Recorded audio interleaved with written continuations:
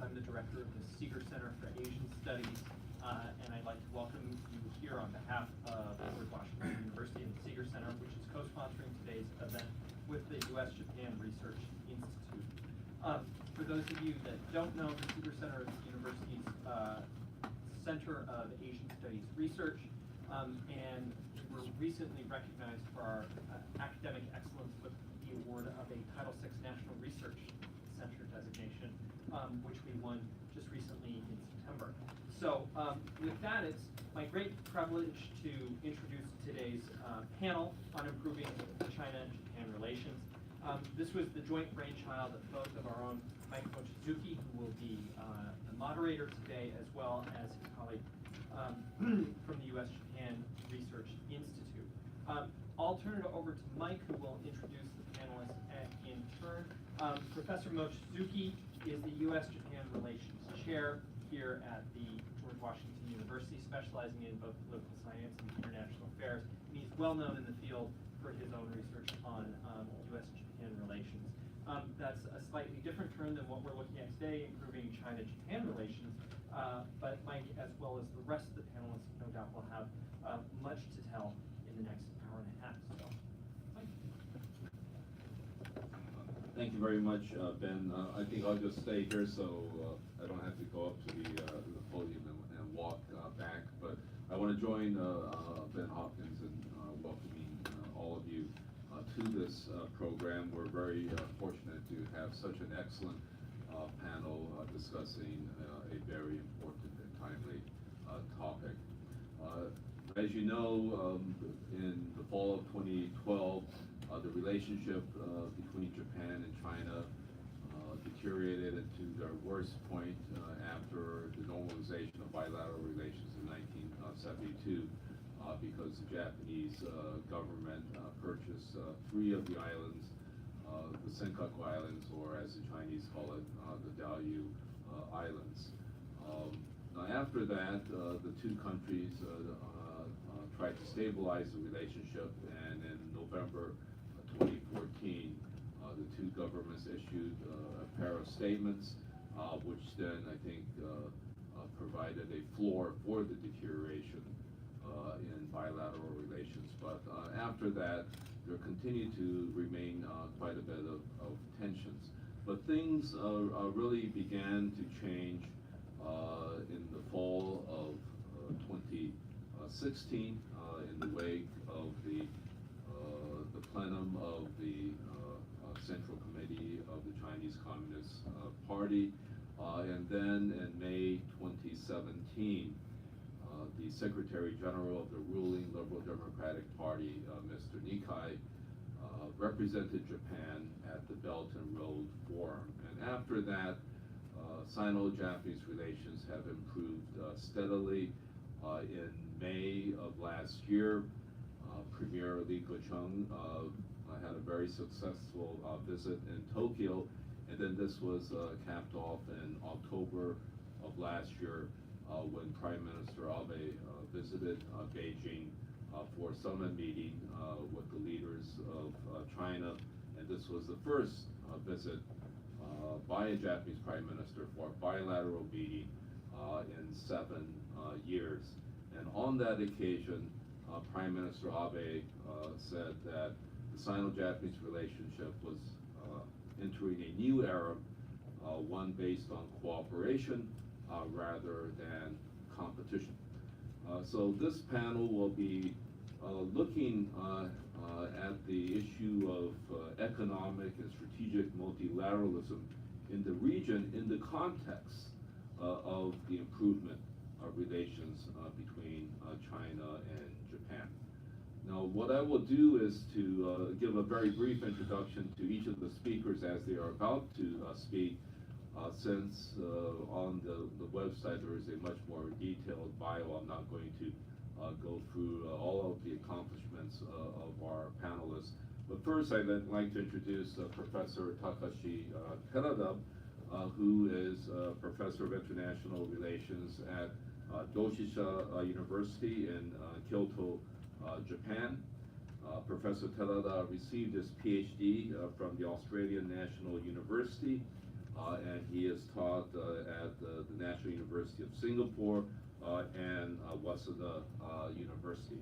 He is a very prolific scholar, and one of his major works is entitled East Asian and Asia Pacific Regional Integration, Institutional and Normative Competition. And he is the recipient of the J.G. Crawford Award in 2005. I'd like to welcome back Professor Terada to Washington, D.C.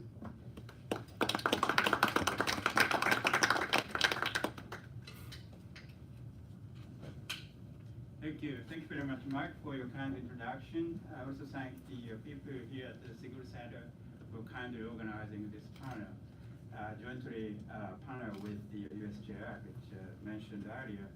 I'm serving as an operational advisor for USJR for 10 years, so I really appreciate the JW or Security Center for kindly accepting the event here. As Mike also mentioned, our topic today is the U.S.-China relationship, but of course, this is the United States, so we need to touch on some of the implications for the U.S., particularly Trump administration. I know Trump is very busy today, somewhere in Southeast Asia, today and tomorrow, but we try to shift a bit, the geographical focus to more Northeast Asia today.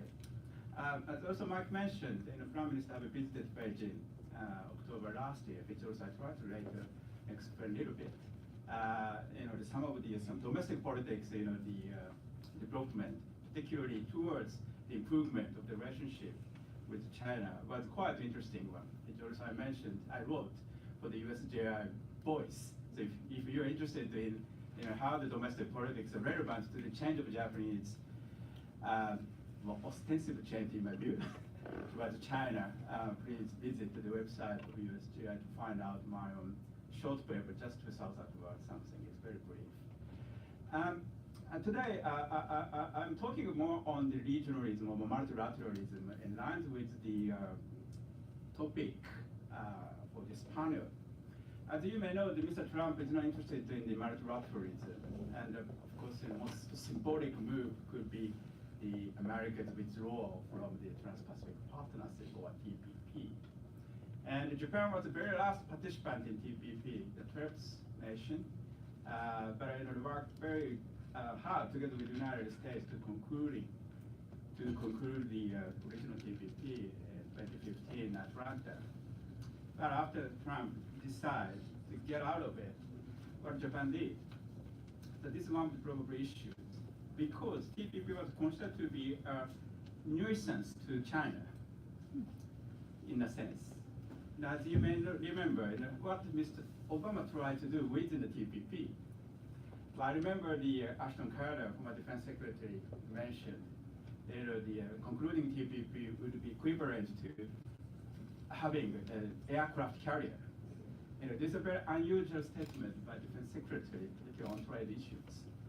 And this, this sort of the strategic moves or views related to the TPP was shared by Japan. So anyway, well, I tried to skip this part today.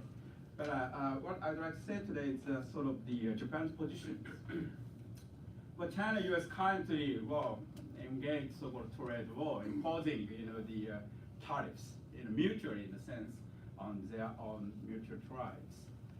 And also, the other contested issues is sort of the infrastructure, particularly represented by China's initiative called BRI, Belt and Road Initiative. So it seems to me that there are two major threats in terms of the economic rule-making competition between the United States and China. So trade, one is trade, another concerns infrastructures. And interestingly, there are two different, the framework, in a sense, cooperation, regional cooperation, in a sense, concerning the two, the issues, trade and the infrastructure.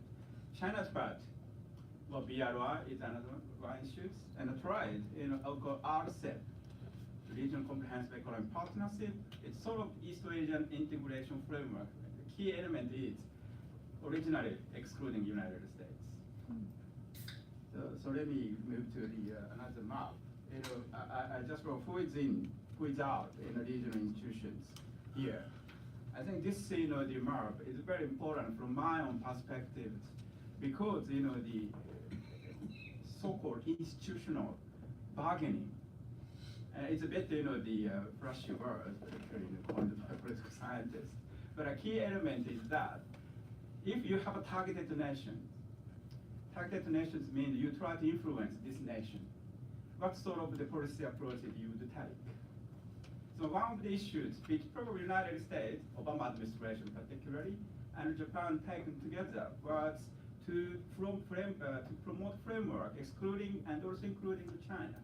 Excluding means, China has been always attentive to the development of these excluding institutions. Yes, TPP. And there are a number of evidences how China was actually attentive to the development of TPP. China sometimes changed its own views after, particularly Japan decided to join the Trans-Pacific Partnership. It was actually 2013. And 2013 was a key year for regional integration.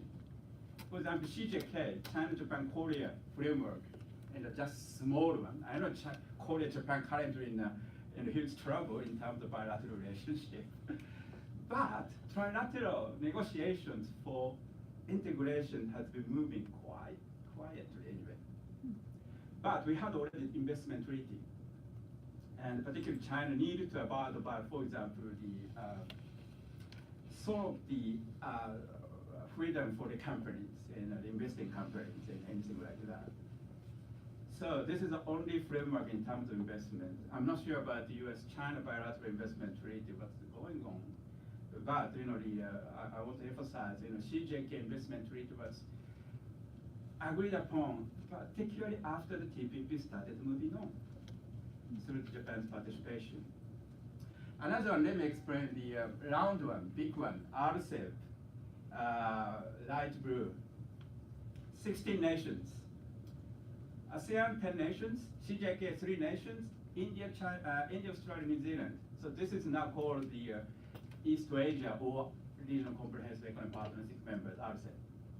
What's going on?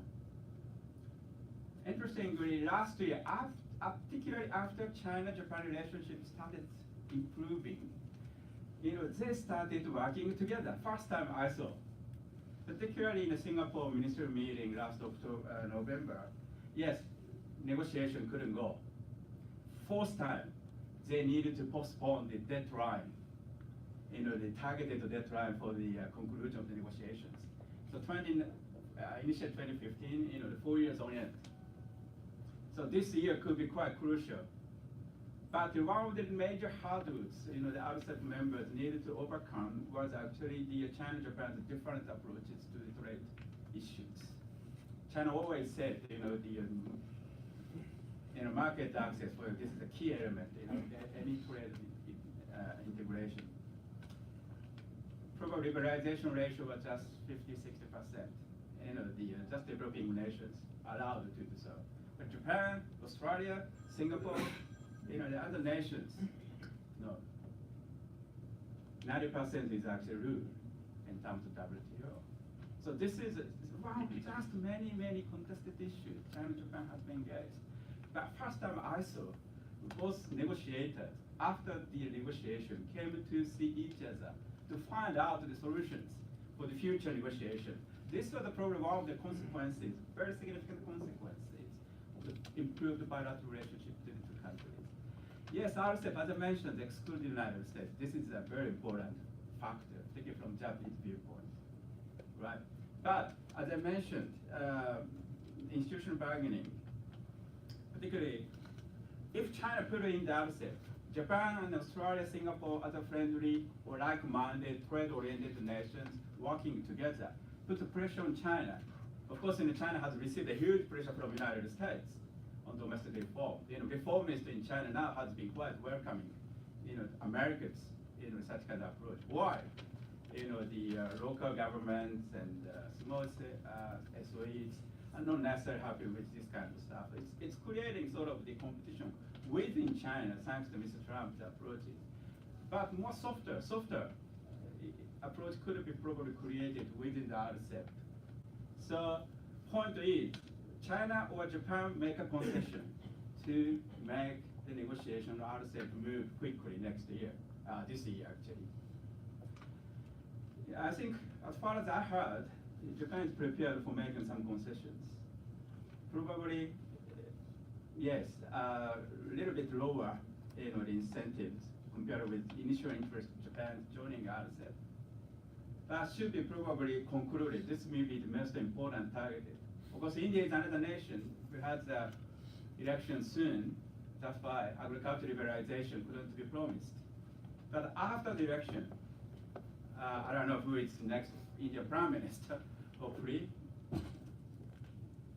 Current one is probably promising, we can do something for liberalization in agriculture. What sort of the 16 minus X approach could be probably employed? RCEP is different from TPP. TPP is in line with the WTO rules. But RCEP is more flexible, a lot of exceptions. This is sort of the guidelines set up by RCEP, long years ago. So, Japan-China's improved relationship can be a moving factor or not. This is a probably very important issue, particularly from the U.S. viewpoint. Another one, this is a sort of interesting, stimulated effect. Why China needs the RCEP. Well, okay, TPP means at that time includes the United States. Of course, out of the United States, create a huge impact, negative impact on the actual, more positive impact on the member state for the economic growth, effect, anything like that. But interestingly, this figure was created by Chinese economists. And interestingly, if TPP not passed, but China still, gain some of the plus positive figures. But the condition is if RCEP passed. But if RCEP was not passed, actually China would see a negative economic growth impact, particularly because of TPP. Of course, at that time with the United States. That's why Japan, as a 10 member states, really wants US to come back. There are currently 22 frozen provisions out of 1,000. It's all rule making.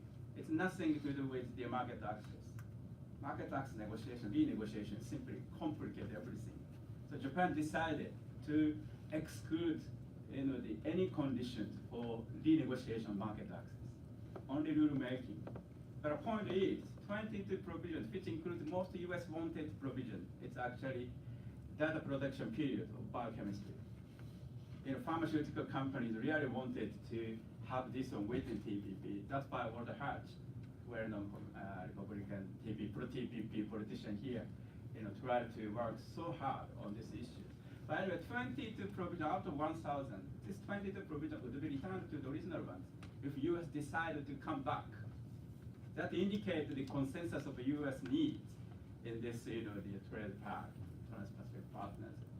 I know last year twice, Mr. Trump mentioned about reconciliation,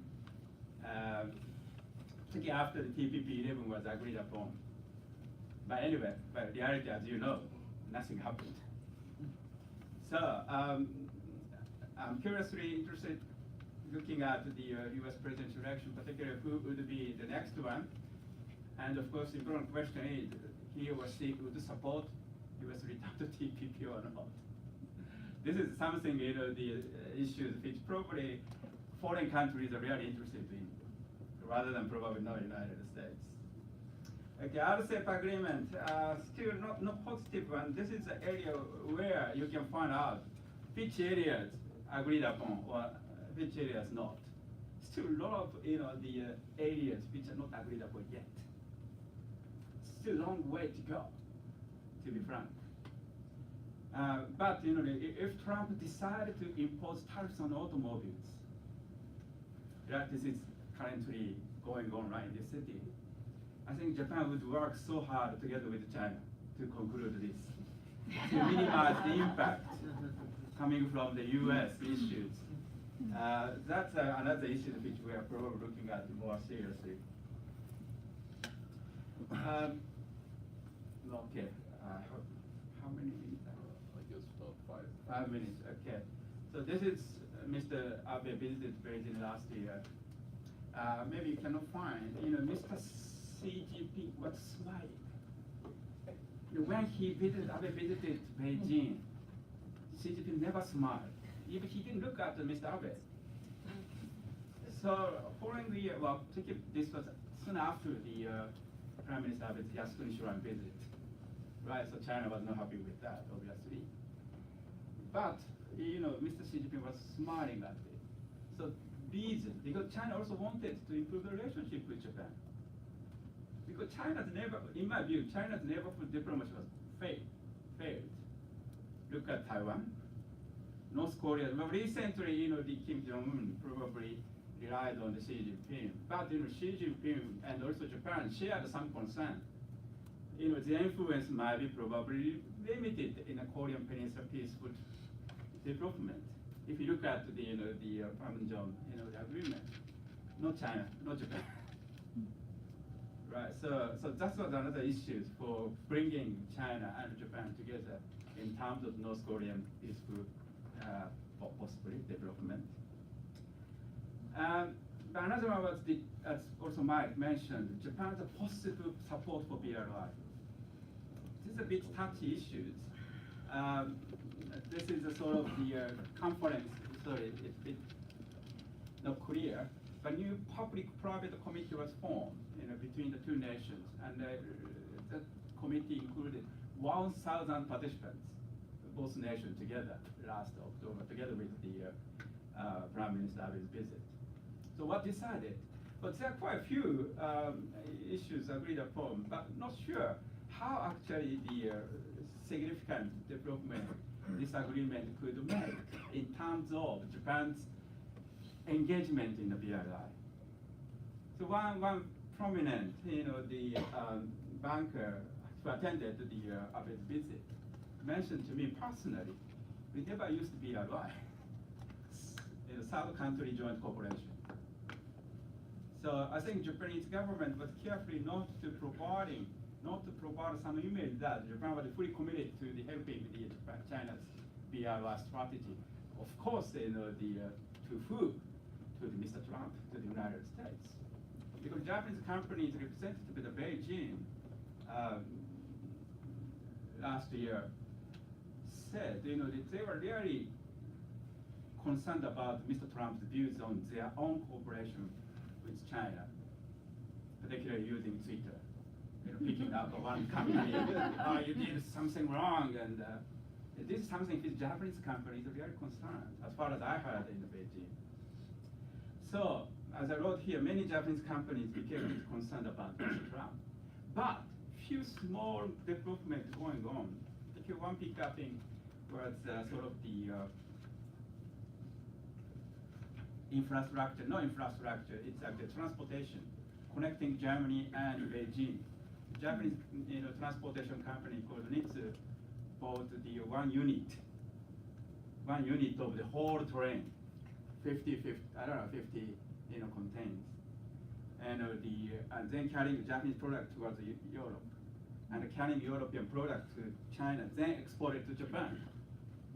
And this was important because EU-Japan EPA was signed actually this month. The world's largest free trade agreement. So I have to say, currently Japan has been luckily engaged in the three old layers of trade politics. Number one, the high level, it's EU-Japan EPA. Actually, EU-Japan EPA was much more ambitious than TPP. Number two, TPP 11. And finally, RCEP. There are three different rule levels existing in Asia Pacific, and Japan has been engaged all of them. That's a very important, the element in terms of making some sort of the influence on the future of the trade politics in this region. And sorry, time is limited. I didn't mention so much on the infrastructure issues. But BRI, Japan always stressed transparency, openness, and fairness towards China. Even he mentioned carry this kind of message to the Xi Jinping directly.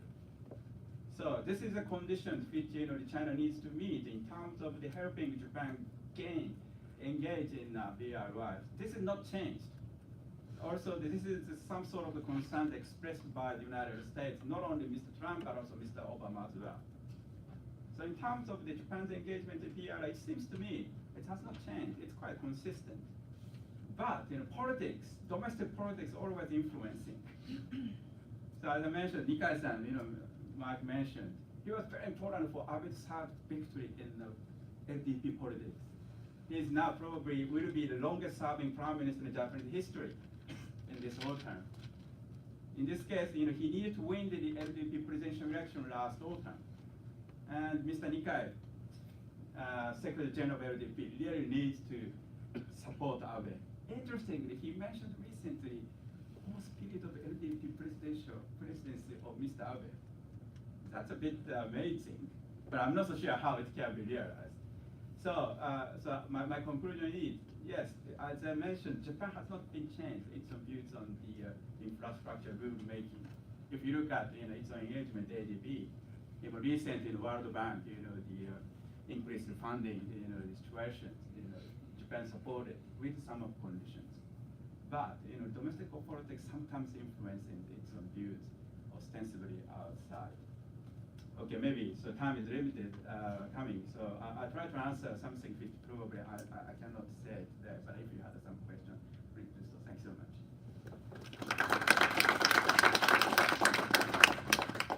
Thank you very much, Professor Haneda. Our next speaker is Dr. Albert Keidel, who is a development economist specializing in East Asia, and he has recently completed a magnum opus, a book manuscript that draws out the lessons of China's economic success to understand what successful economic development is. He now teaches for us in the economics department a course on the Chinese economy. Previously, he was a senior fellow at the Atlantic Council and a senior associate at the Carnegie Endowment. Before joining the think tank community, he worked at the U.S. Treasury Department as Deputy Director of the Office of East Asian Nations and China's Desk Officer, and he also worked at the World Bank. He received his PhD in economics from Harvard University, and he also studied as a postdoc at the University of Tokyo.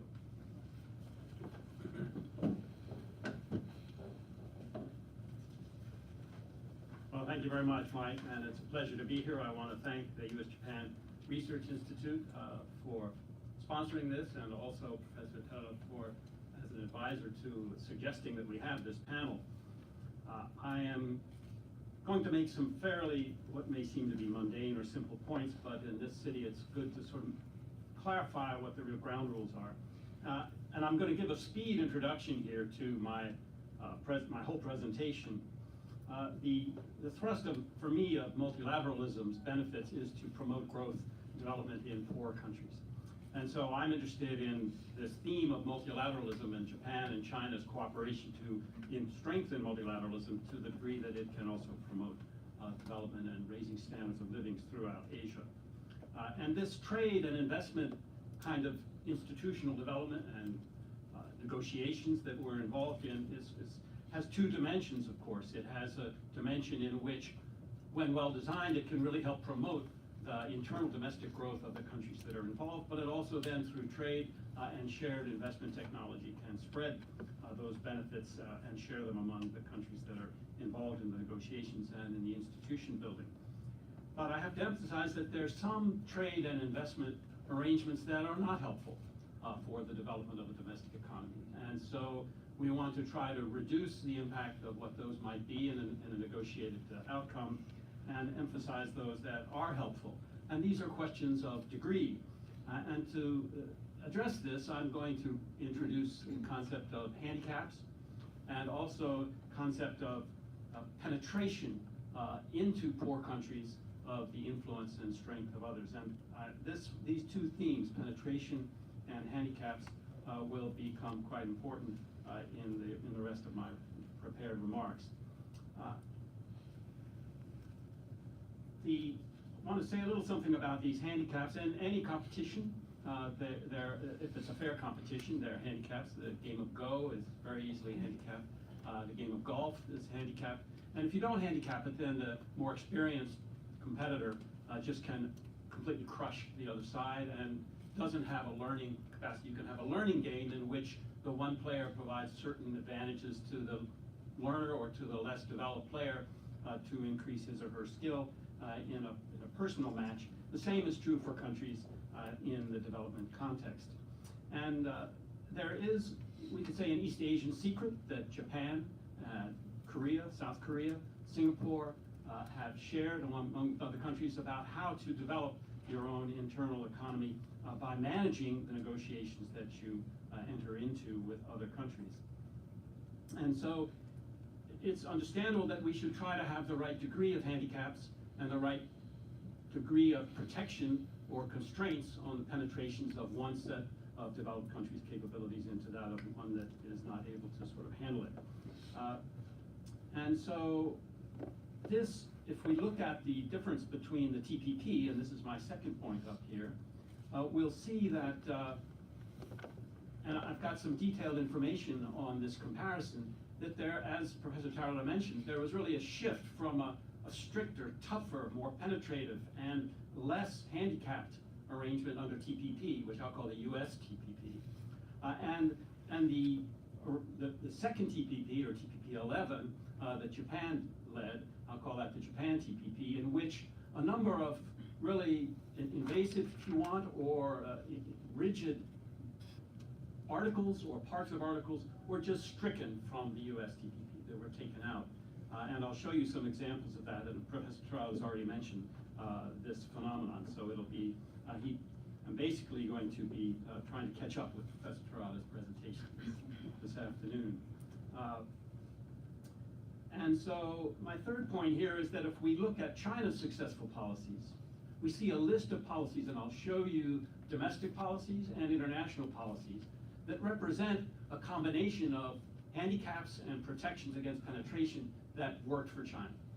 And they would be, of course, in terms of the United States preferences, virtually anathema, but they were ones that the Chinese negotiated when they entered the WTO, and that they're still holding on to in a lot of ways. So I'm going to present Chinese policies as kind of a step far removed from the kinds of things that were in the US TPP, and try to explain quickly why they were so important in the successful growth and development of China, which would be a welcome outcome for a lot of countries in the rest of the world. We're looking at not just Asia, but the rest of the world, where there's been a gap that has persisted really since the Second World War. And there has been a noted failure of what's called convergence for the poorest countries in the world to actually show that they're closing that gap.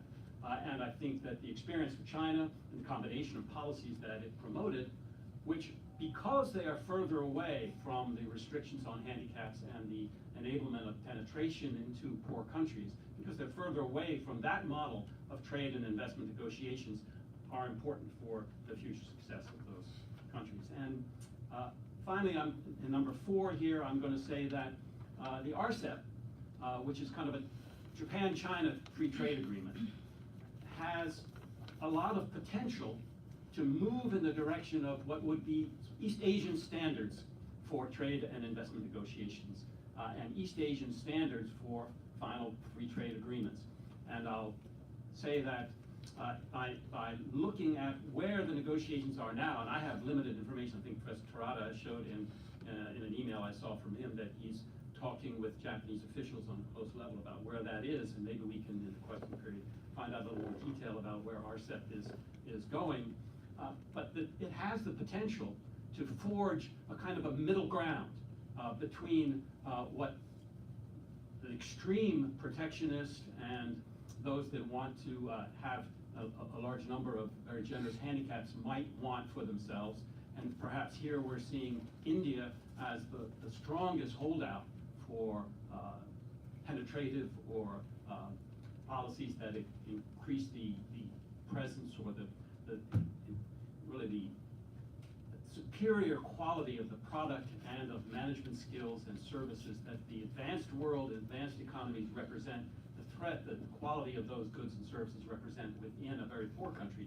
India seems to be the one that is, for good reason, perhaps, putting up the most resistance within the RCEP negotiations.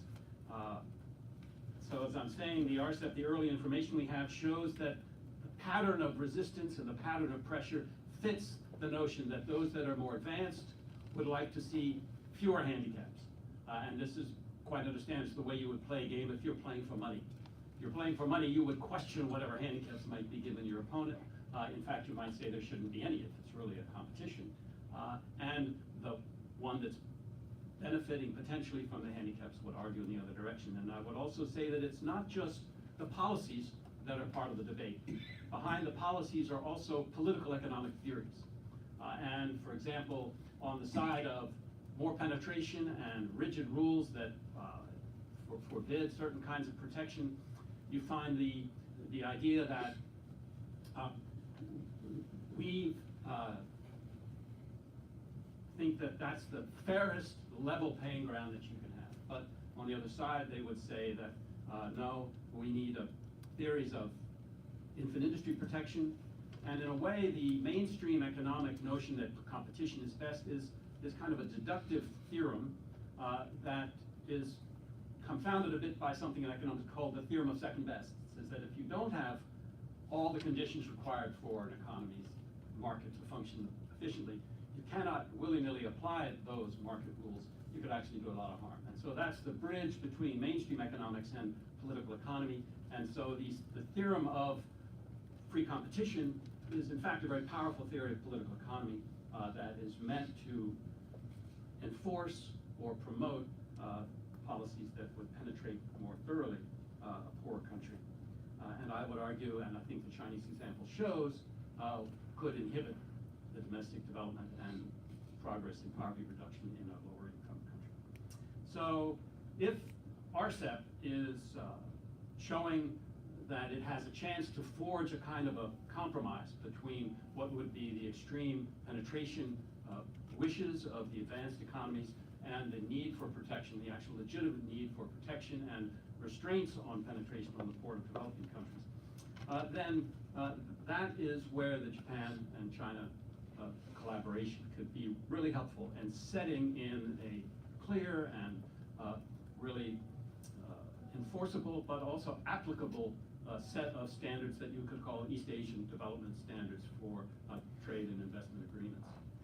And so in that context, the Belt and Road Initiative creates a wonderful opportunity to take that, what would be an East Asian set of standards, and apply them across a large number of countries that could even reach out beyond Asia itself. And so, number 5, I'm looking for the collaboration between Japan and China to result in a kind of set of East Asian standards, and I think that would be a terrific outcome. And in terms of the Belt and Road Initiative, I could see Japan making a good step in this direction by joining the Asian Infrastructure Investment Bank, which the United States has not joined, as you know. All right, now I mentioned the handicaps and the penetration issues. I think they are fairly easy to understand. And so I want to say that China is really, well, first that there is an example of this shift if we look at the comparison of certain TPP, Japan's TPP, and the US TPP applications. It's very interesting to go down that list, and it may not be very many, but they have sort of picked, the Japanese and its negotiators in the Japan TPP have picked those items which were very high in priority for the United States, because they allowed penetration not just of products, but also of US law and of US sanctioning capabilities to enforce US law within other countries. And those and a whole range of other high priority US, and you could say penetrative policies, were excised, taken out. And it's not as if, oh, they just went in and took 22 out to reduce the number. They actually took the ones that had the most significance, and I think Professor Taylor mentioned that in his. And here's an example for, and a critical one, foreign law applications. The TPP allowed foreign law to be applied in certain circumstances in other countries. In investment agreements, if if a country didn't stand up to investment agreements. U.S. law could apply in certain circumstances. You could make an agreement in which you agreed in order to get access to the U.S. market, made an agreement in order to get access to U.S. investment capabilities or to put in certain programs. You could make an agreement that said, yes, we'll allow U.S. law to govern however, to adjudicate whatever problems we have. That if you criticize the U.S. side, that criticism has to be adjudicated according to a U.S. law or U.S. That whole section is just taken out, and it refers to other sections, and they were all taken out as well. So that's a huge reduction in the ability for a partner, any country within this agreement, to have an agreement. A part of its agreement include penetration in a legal sense with the other country. Labor standards in procurement work. There were capacity for an agreement if you were doing work for government procurement for a client, an international client in another partner country in this agreement. You had to abide by the labor standards in that country, even if it was a more developed country. That's just taken out. Even down to protection in fauna and flora, where foreign standards might come in to decide what you could and couldn't protect and how you had to do it. Just taken out. That was objected to by the parties to the Japan TPP. They agreed to do that. So you see movement away from the more penetrative and the less handicapped agreement of the U.S. TPP in the direction of Japanese influence and agreements with other partners in that negotiation that reached these very strategic changes. There are some required actions that were excised or taken out. There was required every 3 years to renegotiate what the Japan TPP called the discriminations. Foreign artistic royalties, they had to be honored. That was taken out. 70-year extensions of copyright, something the U.S. wanted in order to hold on to things like Mickey Mouse, I suppose. They were excised, gone. There were internet service providers, so then we move into the digital age. What could you require of an internet service provider in order to protect your artistic content? Or what could you provide of a foreign one in terms of not allowing links that weren't remunerated to other parts, to other sites, or to other products that should have been protected according to its producer? Those requirements for the ISPs, they just were taken out. And as Professor Tarada mentioned, the more developed countries, pharmaceutical companies, had significant demands that they could be able to operate more freely and more profitably in poorer countries. For example, you couldn't take a foreign pharmaceutical product off the list of drugs that were paid for in your national healthcare system. That was something that you weren't allowed to do. No requirement to have that. These articles, it just says remove this article and accompanying footnotes. It's just gone. It's very interesting how one by one, it was not just they just took out a bunch. They took the ones that were the most intrusive and the most invasive. There are in the U.S. TPP some restricted actions. You're not allowed to have postal monopolies that interfere with international trade. That one's gone. You couldn't delay granting patents. Every time, if you delay the patent grant, then you had to continue its extension. It's just taken out. And domestic pharmaceutical pricing. You maintain in the Japan TPP control over domestic pharmaceutical pricing, not the international pharmaceutical company.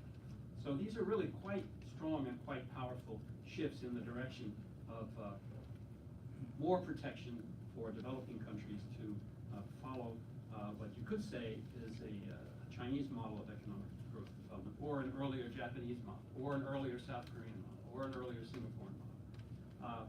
There are provisions in the U.S. TPP for criminal proceedings that you had to implement.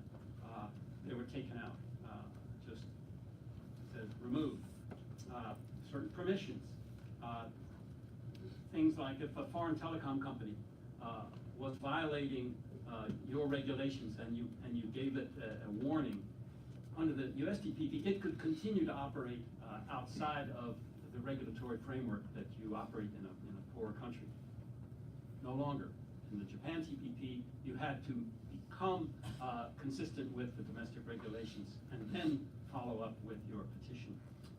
And moving into bio, the limitations on patents for products derived from plants. The USTPP had permissions to use those, and that were taken out in the Japan TPP. And some undisclosed test results.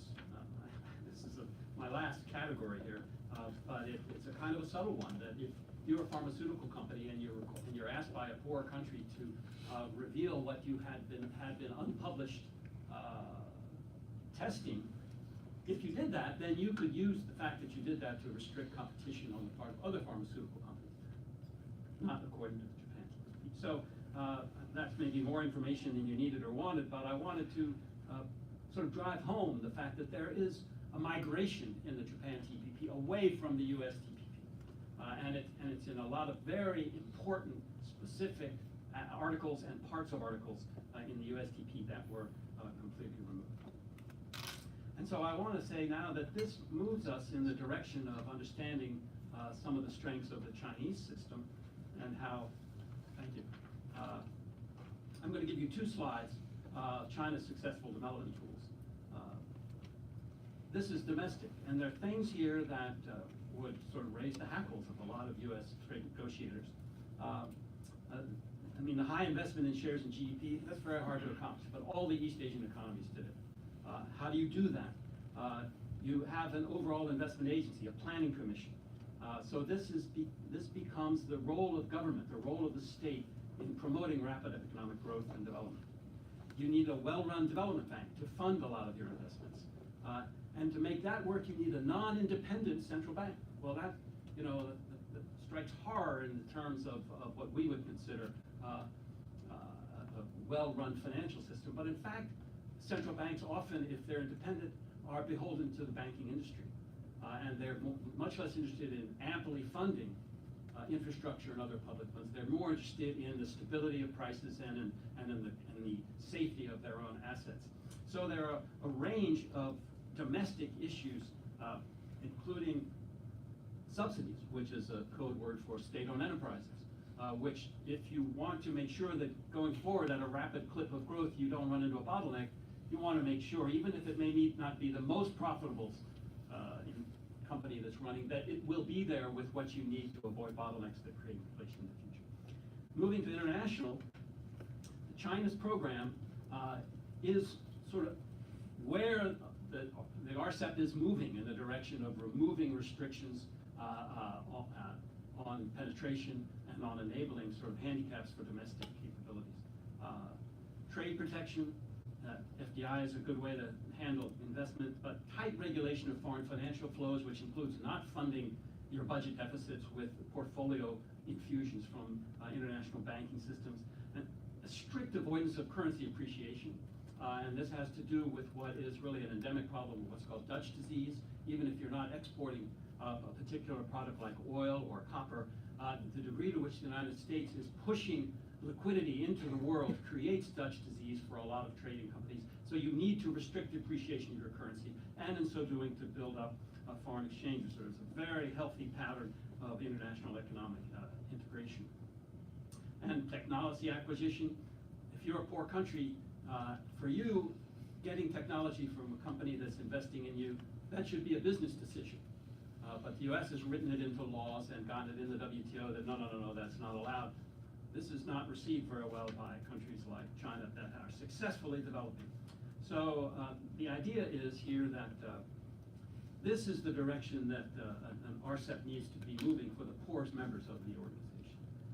Here's the result. I don't know that this fits. You can see that China at the top in 1985, you have 3 poverty lines. The way that China lowered its poverty rate was not by becoming less unequal. It became more unequal. The distribution got flatter, but the whole distribution moved to the right in terms of higher incomes for everybody. So the rapid growth fueled by these policies that I listed, yes, it moved in a direction that was less equal. You can see the Gini coefficient didn't show up on this slide, but it did another one that I sent in. The Gini coefficient goes up, it's much higher. But you can see that the dotted blue line is the urban distribution, and the rural distribution is the green line. And so as population moves into the urban setting, the distribution flattens, but it all moves to the right very rapidly because of the high rate of investment, 30 to 40 or 45% fixed asset investment in GDP. So the RCEP, as I've said, I won't repeat myself, it includes a lot of poor economies, including China, India, Cambodia, Laos, Myanmar, and the Philippines that weren't in the Japanese TPP. They require more handicaps, and that's why they're going more slowly. The final form is an opportunity to encourage development over trade access, development over penetration of investment. And so this is my hope that the Chinese leadership of this Japan-China FTA, which is RCEP, will be successful in moving in that direction. It seems to me that it's an East Asian set of standards that could be encoded in the solution that RCEP finds, and hopefully the optimism that Professor Haneda has conveyed to us will dominate the negotiations as they go forward. Here's the BRI, enormous to spread it even beyond Asia, and I think that's pretty obvious, and I'm out of time. So if anybody wants to talk about the Belt and Road Initiative, I'll just repeat again that the Asian Infrastructure Investment Bank is another partner to the Asian Development Bank, to a lot of the other institutions that are available, and I would hope that Japan would sort of buck the United States in joining.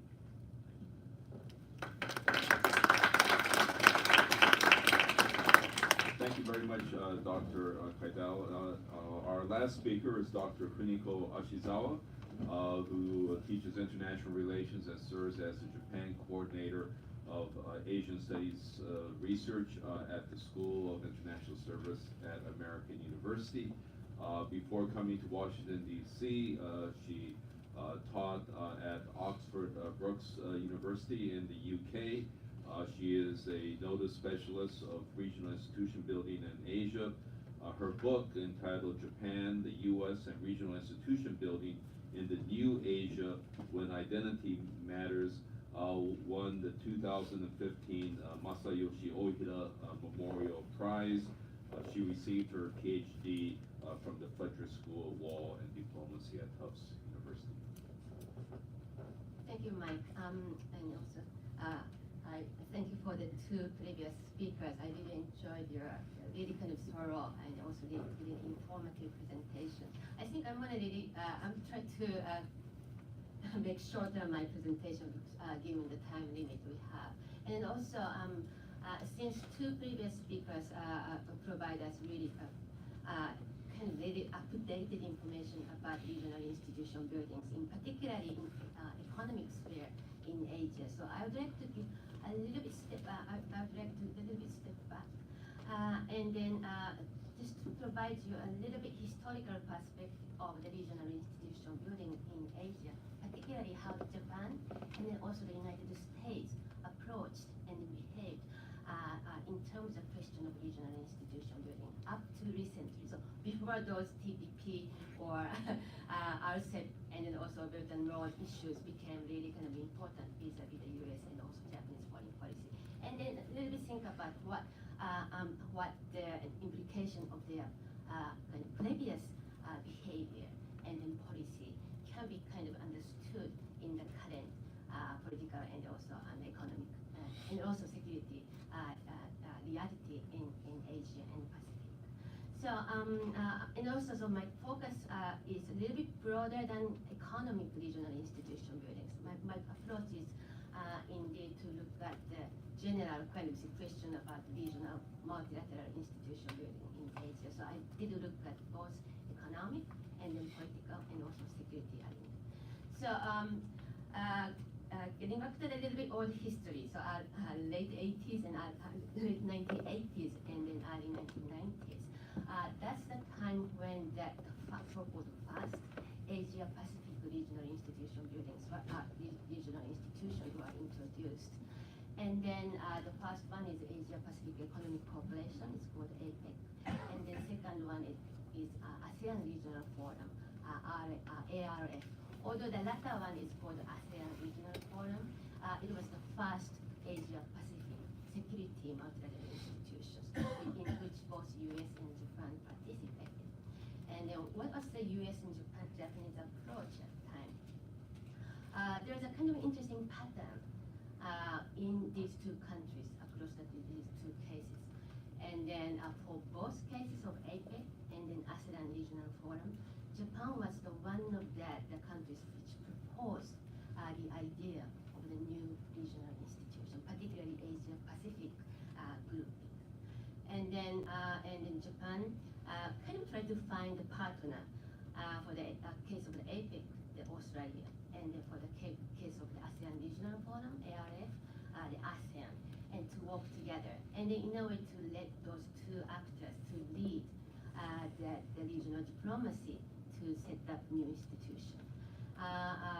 In that particular two cases, Japan did play quite interesting quiet diplomacy, or they often say like a backbench diplomacy. And then in a way worked really hard to bring the United States into those new institutions. How about the United States? For both cases, it's quite interesting to see that U.S. was really reluctant, or often kind of antagonistic to this idea to create new regional multilateral institution in Asia. But also interesting, so when Japan or other countries proposed, discussed about this kind of new proposal for setting up new regional institutions in Asia, U.S. policymakers' kind of reaction is quite a knee-jerk. No, we don't need it. Just see why things has been working. Why you have to create new one? That was kind of their attitude. But interestingly, for both cases, when the new administration came in Washington, so for the case of the APEC, from the Reagan administration to the Bush senior administration, and then for the case of ARF, from the Bush senior administration to Clinton administration. After the new administration came to Washington, came to power, then the U.S. changed and kind of reviewed their previous approach, and then changed the mind, and then in order to kind of appreciate this new idea to create multilateral framework in Asia, and then once they kind of acknowledged that the benefit of this new idea, then the U.S. policymaker became quite reasonably enthusiastically joined that new organization, or worked hard to indeed realize the proposal into reality. So this was a kind of interesting pattern I observed in both in Japan and the United States in this the early time of the regional institution buildings in Asia. Why you kind of found this? What kind of explain this particular pattern of the behavior in each country? I kind of identified the two factors. I want to be really quick because it's kind of theoretical discussions, but the kind of overall attitude for Japan and U.S. Japan was really enthusiastic from the beginning. U.S. was quite reluctant. That can be attributed to the particular structural position of two countries at the time. The Japan was, of course, the largest power in Asia. So it was kind of structurally oriented to worry or to think about the change of the regional order or regional order maintenance in the region. And that indeed put Japan to become more keen about what kind of new regional mechanism maybe need to be introduced, that kind of a question. Where the U.S. was the largest country, the superpower at the time in the world, so that the U.S. was a solo global power. And then the Asian issues, or region to Asia in terms of structural proximity is still kind of secondary to compared to the European-U.S. relationship. So the Asian issues tend to be always was kind of secondary issue to the U.S. policymakers. And then because of their kind of global power positions, they tend to pay kind of again secondary attention to the general regional issues in terms of regional order building, and then also regional institution building. So that kind of explains that U.S. kind of knee-jerk rejection or kind of original reluctance to to then look at the new proposal from other actors. So that's kind of one kind of factor that explained the two countries' behavior. Why in the end Japan kind of got really serious about the Asia Pacific regional mechanism, and also why U.S. eventually to become serious about Asia Pacific kind of the multilateral institution framework or multilateral choice of institution. That can be, to me, from my observation, attributed to that the concept of the state identity conceived by the U.S. policymakers and the Japanese policymakers respectively. Japanese policymakers, I think, to this day, have this kind of conception of Japan as a kind of having a dual membership of Asia and the West. And then that kind of peculiar kind of conception of Japanese identity conceived by the Japanese policymakers indeed led the Japanese policymakers to pursue one Asia Pacific, the regional mechanism of the membership for the regional institution buildings, because that would kind of place Japan in a kind of comfortable position to be in that kind of this Asian, pan-Asian or Asian kind of little bit Western participation of the regional groupings. From U.S. perspective, I think around that time, I think the many U.S. foreign policy makers and officials, particularly at the State Department, and then also the Asian specialists came to conceive the concept of the U.S. as the Pacific power. And then that kind of idea indeed also played when the U.S. policymakers came to face the question about regional institution building in Asia. They kind of, that kind of identity induced them to be wanting to be the part of regional mechanisms.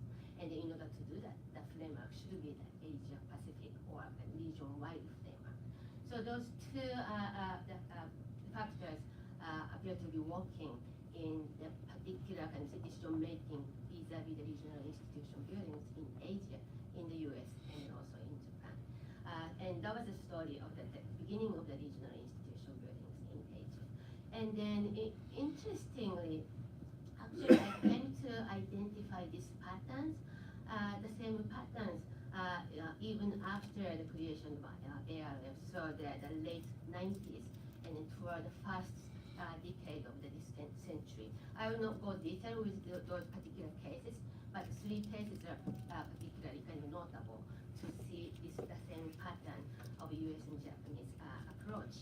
One is East Asian Summit, EAS, and then second is more like security institutions, which is not probably well known by many, but it's called RECAP, Regional Cooperation Agreement on Combat Piracy and then Armed Robbery against Ship in Asia. It's a really long name, but it's basically a new regional mechanism to deal with the piracy in the maritime Asia.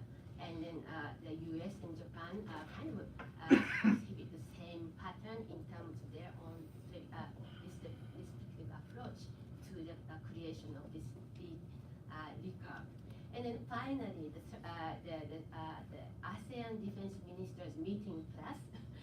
This is a new the multilateral mechanism, the framework among the defense ministries in Asia Pacific countries. So that would include not just ASEAN, but the three Asia and Australia, New Zealand, and United States.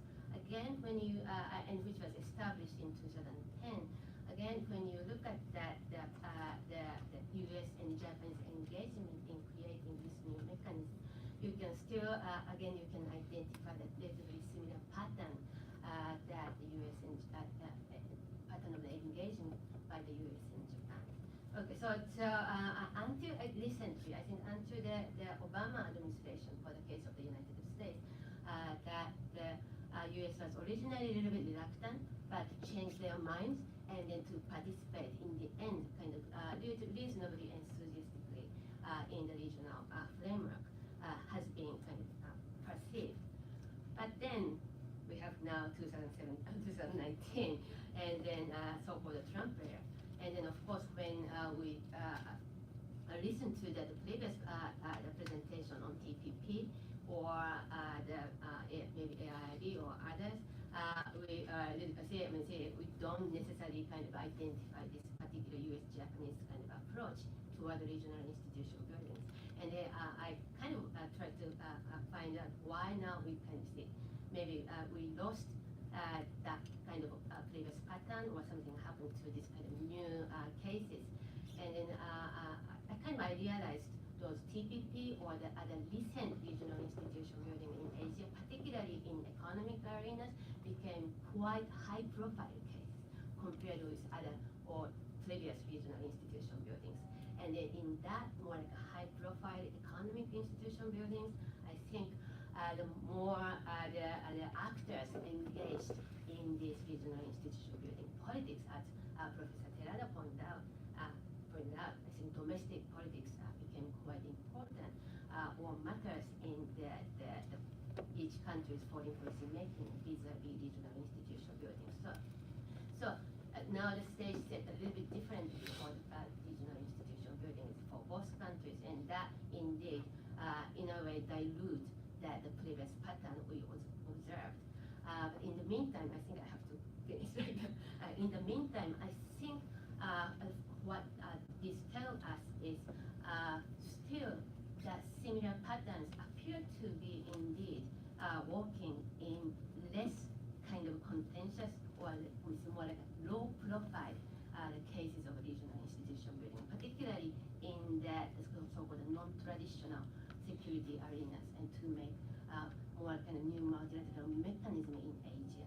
And then my sense is because those low-profile areas still the key actors are indeed government officials, and then those East Asian, I mean, say that from the U.S. side, Asian specialists who indeed kind of carried on the history of their policy making, and also who carried on that U.S. concept of being the Pacific power. And I think the same can be applied to the Japanese case, again, when it comes to the more like the low-profile cases of the institution buildings. And then importantly, those low-profile the security regional institutions, which indeed Japan and United States both participated, China is a member. And then because that the setting is relatively low profile, I think this is an area that China and Japan, but also the United States, indeed be able to cooperate and in a way practice or kind of promote their socialization kind of exercise among those the officials, particularly the specialized in foreign policy. And then maybe to one of the question of the improving China-Japan relations. This is the title of this main theme of this panel. I think maybe also we need to pay a little bit attention into those low-profile regional institution buildings, and then to see how that kind of new type of interaction and cooperation, again, socialization between Chinese and Japanese officials are going to indeed unfold. Okay? So this is my a little bit the background information for the today's discussion. Thank you very much, Dr. Ashizawa. I have a lot of questions to ask, but I am going to restrain myself because we don't have that much time, and I want to give an opportunity for those in the audience to ask questions. So to be efficient, maybe what I will do is to maybe take 2 or 3 questions first, and then so in the back, and then I think in the front. Thank you. And please give your name and affiliation. Julian Williams, King's College London.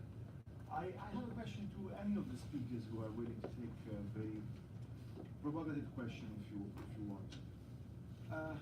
To what extent are Japan-China relations substantially improving? And in the economic sector, my understanding is that there are still a lot of competitive matters, say on connectivity issues. I understand that Abe's National Security Advisor wants to have a hands-on approach on connectivity issues, on infrastructure projects connected with the Free and Open Indo-Pacific, that is, on the incoming greater cooperation between Japan and like-minded countries in East Asia, which I see, in fact, as a response to the Belt and Road Initiative. And to what extent do you see also these kind of competitive factors at play in trade agreements? I understand that there is a trilateral cooperation of some degree between Japan, the EU, and the US in gauging Chinese distorted market economic practices, and this, of course, is being neutralized in part by Trump's approach. But I understand that one of the reasons why Japan has prioritized the EU-Japan Free Trade Agreement and the TPP-11 is precisely because it doesn't really agree, in a sense, with the way China has behaved economically. And if you could then present a balance sheet of the substance of RCEP and improving Sino-Japanese relations, even in terms of cooperation in third countries, which I understand as lots of MOUs prompted by the government and the business following afterwards, then I'd like to see, what is your response to this? Thank you. Dong Huiyu with China Review News Agency of Hong Kong. I have two questions. One is for Mr. Kaido. Another one is for Mr. Takashi and Mike. And the first question, Mr. Kaido, you talked a lot about the Chinese policy that made China successful. But as we know right now, many policy and approach that was taken by China in the past 30 years are challenged by the Trump administration. Do you believe the ongoing trade talk between the US and China and the possible trade agreement between the two countries will change all these policies that make China successful before? And the second question for Takashi and Mike. Yesterday, the defense minister of Taiwan said if Taiwan is attacked by mainland China, Japan will come to defend Taiwan because Japan is very close to Taiwan. What do you think about this expectation? Do you really think Japan will interfere the contingency in Taiwan's trade? Thank you. Okay, and then one last. Zhong Jianhan from History Department of GW. First, thank you for fantastic speeches. And my question is about for Professor Tanaka and Professor Ashizawa. How would you portray the impact of Japanese domestic politics on Japanese foreign policy, especially in terms of the international economic policy we are discussing today? Thank you. Yeah, well, there's a lot on the table. Should we start with Professor Terada and then go to Dr. Kreidel and then Dr. Ashizawa? Okay, thank you. Thank you very much. All questions. To what extent the substantial level of the bilateral relationship between China and Japan has been? Well, again, we have to think about this question by thinking, China-Japan relationship, particularly this time, started from very low level. Prime Minister Abe came into power December 2012, followed by Xi Jinping following year. And when the Prime Minister Abe visited Jasmine Shrine, despite most of the reservations expressed by Japanese advisors, even United States as well, that actually created a quite big problems between the two nations.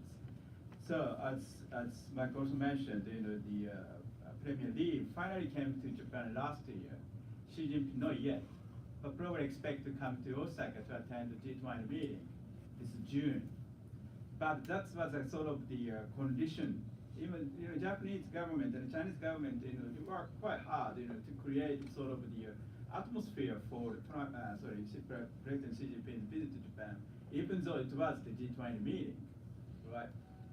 So even still, Japan used to think about, it's not realized, providing the national status, to the Xi Jinping visit, but it should be given to President Trump. he's coming to Japan in May and June, twice in a month. This is very unusual for U.S. leader to come to the one nation in such a, how many hours, 12, 13 hours flight, which I did yesterday, right? And it's a long flight, it's very tough. But Mr. Trump made a decision to come to Japan to do so. But in this case, Xi Jinping was not given such kind of status. That means, of course, most important stuff is a meeting with the new emperor of Japan, who is coming to this position in May. So that could probably be another issue which we have to consider in a meeting. Who is the first foreign leader to meet the new emperor? That is contested in Japan, actually. Xi Jinping or Mr. Trump? Xi Jinping really wanted to do so, I heard. But not this time, Mr. Trump won. Again, so how substantial? My answer is it's improving, obviously. But substance, it's very hard to find, as Dr. Kaido also suggested, how much Japan can cooperate with China to promote the RCEP conclusion. This is probably one of the issues we have to use as a test case, measures to find out, how China-Japan relationship is actually improved. But as also I mentioned, first time I saw Japan and Chinese negotiators met after the failure of the negotiations, the RCEP last November, to find out to coordinate in a sense, their meeting to find out the common places which could be probably used to facilitate the negotiations eventually. Another one, sorry, well, I should not talk so much. Yes, as also, I didn't use my slides today. Free and open Indo-Pacific concept. This is sort of the counter-argument or counter-concept to BRI. And still, Prime Minister Abe and his government has not given up this kind of idea. With China and also South Korea are not happy to accept. Recently, Southeast Asia, ASEAN now is working so hard to create its own vision about FOIP, so that ASEAN's the presence should not be diluted. This is always pattern too. Why the RCEP was coined as ASEAN center? It's Japan-China's initiative. But Indonesia said we want to make a name. It's always Indonesia try to say after China-Japan started moving it. This is also another pattern of the Southeast Asian politics and economics. So FOIP, we have a FOIP and hopefully to be developed. So that's why the India-Japan partnership, which I didn't talk so much, is now emerging as a potentially more significant partnership. So Shinkansen and high-speed railway project, very first case, they agreed upon between foreign market. It's India. The Mumbai Ahmedabad, 500 kilometers. As I also mentioned in a slide, very the generous condition Japan provided. 50-year duration, interest rate 0.1%, much less than the urban average of the World Bank ADB. And the first 15 years, no payment from Indian side. So I know it's quite symbolic political movement between Japan and India. But practically speaking, that could be probably an interesting phase, particularly given the existence of the high-speed railway competition between China and Japan. Because Japan lost in Indonesia 4 years ago. This was the wake-up call to Japan to change some of the systems in the JBIC or JICA and to more smoothly make a decision on the infrastructure project, connectivity issues. So again, I believe thanks to China's BRI and India, Japan, the move certainly, and to create the FOIP as well. And important, the United States finally showed no interest in joining it, and Mr. Secretary of State also create the fund, right? In Pacific Fund. And Australia, Japan also decided the project. I know it's small size, but again, symbolically it's important because many people say FOIP has not been institutionalized at all. It's not true actually. So in this case, small starting, small, the point, both nations, U.S., Japan, and also India, Australia. started working together. That could be probably expanded, but China factor all nations need to consider. This is the probably most important, the probably hampering, factor for the development. Maybe I should stop here. Sorry, Taiwan issue. Maybe I leave it to Mike. But I don't think Japan will come to Taiwan to have. Well, constitutional constraints is probably one big issue. Yeah, I'll answer the Taiwan Yeah, question. okay. I'll be quick. I think the University College London question, I think that your language kind of tilted in the direction of the answer I want to give. You said China's distorted economic practices. That's exactly what I was talking about, that they're not distorted. They're optimal for a country like China.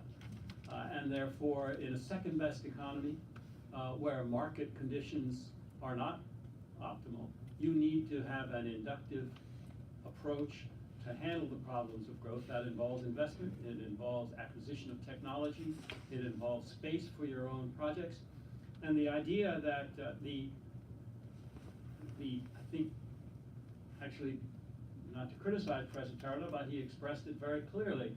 The more advanced countries have what they call the higher level trade. Then kind of Japan TPP was the middle level, and then RCEP is the lower level. That's the perspective of a theory of political economy that says you shouldn't have government interventions that block the way the market works. So it has an idea of an even playing field, that is, remove all handicaps, remove all restrictions on penetration, on the superior performance of products and methods, and just let them go at it. But there's no poor country. Well, there are. It depends on the domestic political situation in each country, the degree to which those that are controlling that country want certain advantages like access to the U.S. market and are willing to sacrifice the development of their own country in order to have it. And so we've seen stagnation in many countries, or poor performance, or choice of poor liberalization directions. And I think actually Venezuela is probably one of the best examples of that, beginning in the 1980s. So I would say that this is really a huge chance for Japan to show its independence in the post-occupation era and stand in between Japan, China, and the United States as an honest broker. Because the U.S. clearly is the promoter of this extreme view in favor, and the political economic theory that says full penetration and reduced handicaps is the most efficient and best way for poor countries to develop. At least that's what they say. But it's clearly not been the choice that China's made, and its success, like that of Japan, Korea, and others before it, is pretty obvious. So in terms of the current trade negotiations, I think it's impossible, in fact, for China's National Development Reform Commission to give up its leadership position. The role of government in promoting economic development, its long-term view about what's taken and how to make those right decisions. That's not going to be there. I don't think President Trump is eager to slap more sanctions on China. So there may be a verbal face-saving way to make it sound like or look like China has taken steps to dismantle the government leadership that's been so essential in its growth, because China's still only a 7th or an 8th level of the standard of living of the United States. That's a long way to go. It needs a lot more capital invested, needs to invest it well, needs to be at a high rate in GDP. So I can't imagine them dismantling that system just because the U.S. wants them to. The dark force behind this, though, is the fear in the United States that China is succeeding, and it will be a huge economy with a military that will be funded by that will give China a canopy, or at least in the East Asian region, that will mean that it and the United States will both have mutual access denial capabilities. And that worries American security people. I know because we've talked to them, and so they have a particular mindset. And to the degree that that captures American policy towards China, then it's not just about trade. Do you want to answer the question about domestic politics and I'll give a quick. So domestic, the impact of domestic politics on Japanese foreign policy. I think probably you are kind of concerned about the rise of the Japanese nationalism. also maybe anti-China kind of sentiment among the Japanese public. And then if you look at the Japanese, the social media, and then also kind of the political discourse, particularly in the major newspapers, you can, and also public opinion survey, you can see that the quite high kind of anti-China kind of sentiment shared by the Japanese people. But so to what extent this, and this is a little bit, I mean, so this is definitely kind of continuous about a relatively new phenomena, and then to what extent this indeed shaped the Japanese foreign policy. My answer is, okay, your first hunch is maybe a lot, but my hunch, my kind of observation, particularly the political economy, the Japanese economic policy area vis-a-vis China, I think the Japanese government, particularly Prime Minister Abe, was able to handle with those the different the public opinion in favor of his own kind of policy agenda. So it may not be necessarily the public opinion, the domestic politics shape Japan. Prime Minister Abe's foreign policy, but maybe Prime Minister Abe can kind of skillfully utilizing that kind of new sentiment vis-a-vis the Japanese policy towards China. And then when indeed the Prime Minister Abe changed a little bit course to be more kind of the consolidating approach vis-a-vis China in terms of particularly the Belt and Road, and then the other issues. I think we didn't really see the huge the criticism by some the Japanese population against Prime Minister Abe. So I guess particularly the public opinion, the population sentiment vis-a-vis China may not be playing so significant role in shaping Japanese foreign policy vis-a-vis China. That was my Thank you, and I'll just quickly answer the question about Taiwan. Although I essentially agree with Professor Teta, but a slightly a different view. I think that the key issue is whether the United States will get involved in a military conflict between China and Taiwan. And if the United States were to get involved, then Japan would have no choice but to get involved because the United States could not get involved without using its military assets on Japan. And so Japan, in exercising the right of individual self-defense, would then be involved in a Taiwan scenario. And so that's why China should not attack Taiwan. Okay, so we're out of time. I'm sure we could have gone on another hour. I think we're just getting into some of the key issues, but I want to thank all of the panelists for an excellent discussion. I want to thank the U.S.-Japan Research Institute and the Seeger Center for Asian Studies, and then Mr. Richard Haddock for being the person who managed the logistics behind this fine